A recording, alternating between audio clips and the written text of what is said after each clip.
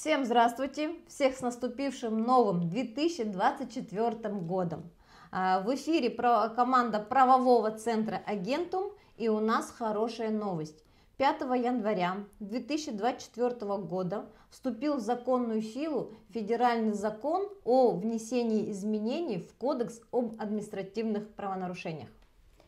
Саламатсыздарбы, сиздермен правовой центр Агентумдун командасы. Бизде дайыма ушул ролик тартылганда орусча анча түшүнбөй калдык, бир аз кыргызча болсо деген комментарийлер көп келет. Ошон үчүн мен бир аз кыскача которуп кетейин бул жакты. Орусча түшүнгөндөр көп билем, бирок ошентсе дагы бир аз Мария Махмуджановнун сөздөрүн которуп кетейин. 5 январда ошол жаңы закон күчүнө кирди.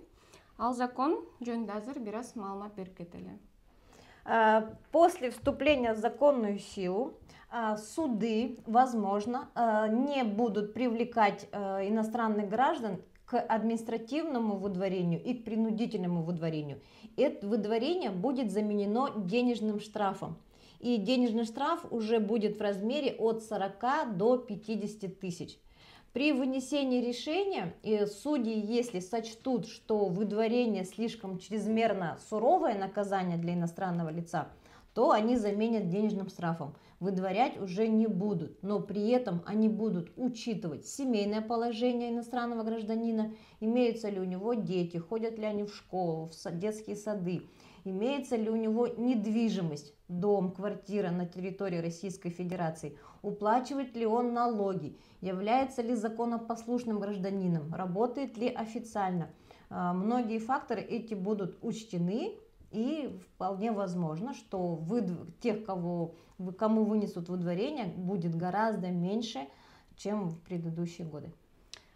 Принудительное выдворение дегенде баарыбыз эле түшүнөбүз, мажбурлоо аркылуу мамлекеттен чыгарылып кетишет. Сахарова аркылуу кетишет көбүнчөсү, же болбосо спецприемниктер аркылуу. Жөнөкөй выдворение бул самостоятельно деп айтылат. Ал деген бул өз алдынча чыгып кетүүгө уруксат беришет. Ошол эки выдворение тең болбой, эми мурун 5000ден 10.000ге чейин штрафтар берилсе, азыркы учурда ошол штрафты бир аз көтөрүп, выдворениянын негизинде бербеш керек деген мыйзам, бул өзгөрүү жөнүндө ошондой.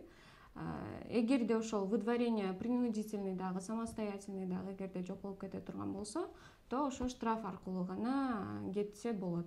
Азыркы учурда ошол выдворение болуп аткандар аябай көп. Ошолордун азыркы учурдагы ордун көп эсе мындай жакшыртуулар, көп возможность, көп шанстар аябай чыгып жатат. Канча рубльге чейин болот экен штраф мисалы? 40.000ден 50.000ге чейин. Шансы увеличиваются. И смотрите, есть понятие обратная сила закона или ретроактивность.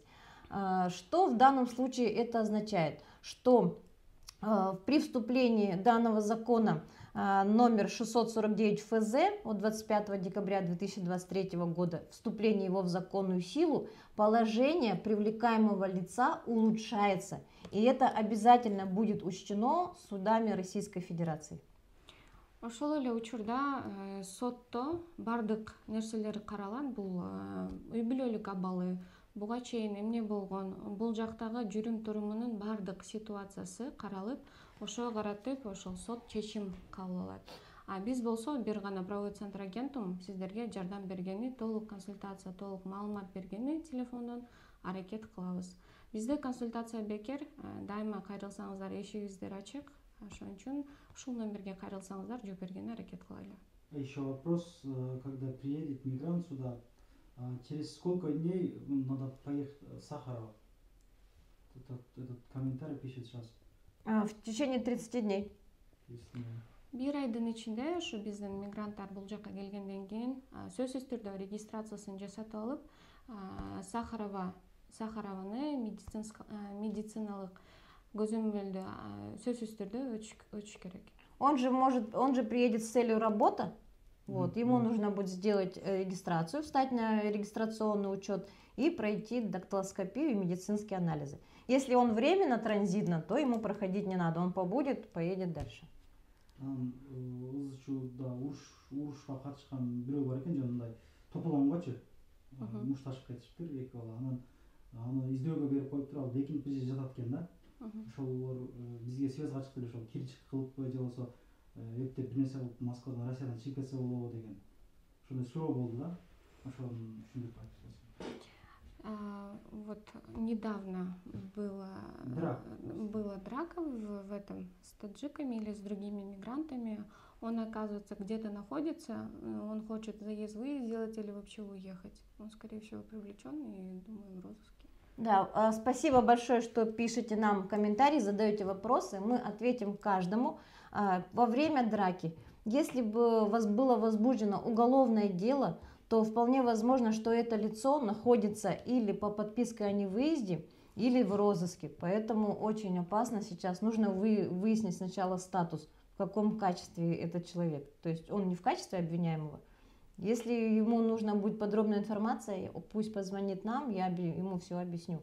Мы его проконсультируем. Бул жерде ошол эгерде ал адам күнөөлүү болсо же болбосо каким-то образом даже күнөөлүү болбосо дагы ал кишини издеп же башка ошол жерде соучастник кошо катышкан деген статусу болсо, то естественно ал адам үчүн бул жерде жүргөнү да чыкканы да кооптуу. Ошон үчүн ар бир адамдын ситуациясы, положениясы бул учурларда өтө кылдатык мамилени талап кылат. Ар бир адамдын ситуациясын изучать этип, анан кийин биз полностью подробный консультация беребиз.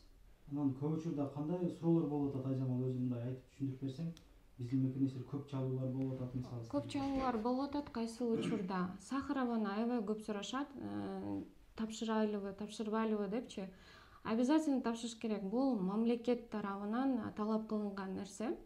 Ошон үчүн бир ай уже келди иммигрант, обязательно барып тапшырыш керек. Эгерде ал тапшырбаса, ошол тапшырбаганы үчүн дагы выдворение бар. Ошон үчүн Сахарованы сөзсүз түрдө тапшырыш керек. Кандай документтер керек болуп деп дагы сурашат. Бул биринчиден регистрация, перевод паспорта обязательно. Базада болуш шартпы анан ошол барыш? Бар тең, бул жакта биз закондуу түрдө жүрөбүз десек, регистрация базада болуш шарт. Ортомчу аркылуу жасаткан регистрациялар дагы жараксыз деп айтам. Себеби дегенде регистрацияны жасаган бир эле жолу бар, ошол үйдүн ээси менен отдел по вопросам миграции деп ошол жака барып өзүңүздөр койсоңуздар болот. Бирок ошол күз айынан баштап онлайн режимге өткөн госуслуги аркылуу госуслугиден дагы койсоңуздар болот. Выдворение, продление регистрацияны дагы эми узартуу 3 айдан кийин узартыш керек болот. 6 айга, 9 айга, 3 айга. Ал нерсеге обязательно трудовой договор керек болот. Трудовой договор дагы официалдуу түрдө оформление болуш керек. Анан канча жылда бир Сахаровдон өтүп туруш керек? Сахаров.